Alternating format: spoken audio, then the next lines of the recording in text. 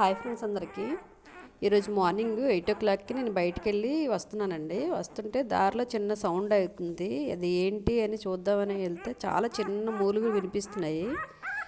అయితే నేను దగ్గరికి వెళ్ళేసరికి ఇది కుక్కపిల్ల అనమాట. ఆ కుక్కపిల్ల ఏమొచ్చి ఒక గజాల్లో ఇరుక్కుని ఉంది, అటు సగం ఇటు సగం. ఏం చేయాలో తెలియక దాన్ని చాలా ట్రై చేసి బయటికి తీశాను.